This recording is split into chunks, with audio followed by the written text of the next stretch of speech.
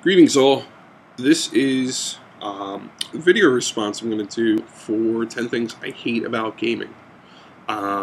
So, probably going to do this in two parts because my account's limited. I can do 10 minutes at a time. So, what I'm going to do is I'm going to do the first part 10 through 5 probably, and then the second part 4 through 1 because those things that I hate more, I'm going to have more to say about it, obviously. So, let's get off to the beginning.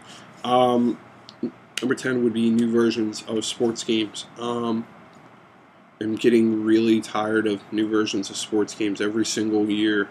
And Call of Duty is actually starting to fall into that category. I am not a Call of Duty person, but I do own some, and there really is no difference to me. But back to the sports part. Every year they come out with a new one, obviously. And beyond a roster update and maybe something added extra to it, I can only think of the NHL one where they added the new checking feature. Now, that was actually somewhat interesting, but past that point, it's really nothing. So, I'm happy with every 4 years maybe coming up with a roster update. I understand the whole reason. Oh, well, it's a cash cow. People keep buying it and everything. I understand that. Personally, it's the reason I don't like it. Number 9. Releases of HD collections with the first one not being there. Oh my god. I hate this. Ugh, I hate this. Like, how are you going to have Metal Gear and not have the first one? Metal Gear. That's your franchise, and you don't have the first one in it. Now, I understand the whole... That was Metal Gear Solid. Metal Gear was technically from Nintendo, or it was on the Nintendo system, and they could have included that at that point if they wanted to be a true collection. Well, yeah, I get that, but the main thing is, though, is that people wanted, or not wanted, but when you think of Metal Gear, you think of the first one on the PS1. That's the main one you think of. And then 2 and 3, and then Peace Walker. I haven't really played too many games on the PSP. It's not really my thing. Some of the stuff is very challenging with the buttons then controlling how the gun aims as a second analog stick. You get used to it after a while, but it's more than it's worth. And Konami seems to be doing this to... It seems to be a going thing now, because now they have Silent Hill Collection. I love Silent Hill, but... Once again, Silent Hill 2, Silent Hill 3. Where's Silent Hill 4? Where's Silent Hill? I mean, obviously, that's the main question. Where's Silent Hill? But now you've taken, at least with Metal Gear, you got 3 of them. But now you've taken 4. And, oh, God. So, you remove the 1. Once again, the main one from the franchise. Now, I don't ever remember Silent Hill prior to PS1. I really don't. I don't remember that at all. If there is one, please let me know. I mean, I just don't know. I remember playing the first one, and the first one is what got me into the series. Probably, like a lot of people, got them into the series from the first one. So, not including that is a big, big problem. And I understand the reason why they're doing it, because they're going to release it later as an HD remake, so they can make you pay more. I like owning the physical copy, so that's a real pet peeve of mine, is that they do something like that.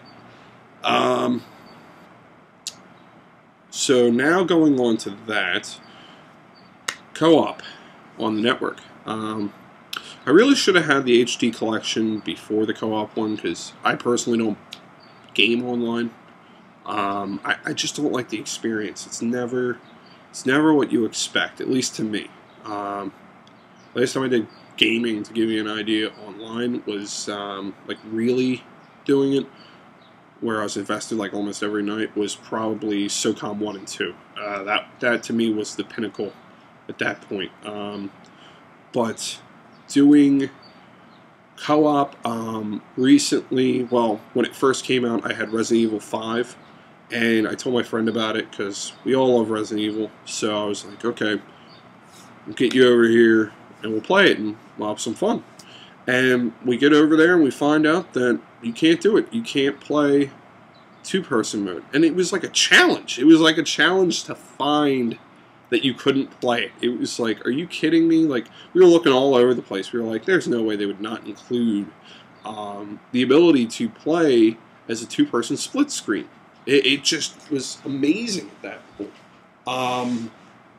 So, yeah, I can't stand that. It's not as big now because I do a lot of solo campaigns or single missions, but that's a big thing. I don't like split screens either, so I mean it's not as big of an issue to me because to me honestly you could never have a TV that's big enough when you're doing a split screen. I hate split screen because it feels like there's never enough screen size, and it's so bad that you could have a 55-inch TV and do a split screen and it's not big enough, but you could have two 20-inch TVs with two of the same game on there and it's fine. I can do it no problem. So, game saves and copy protections. That, ooh man, that really should have went lower in the category. But yeah, I hate those. I really do. Capcom, I hate them. You're the main reason why I hate them.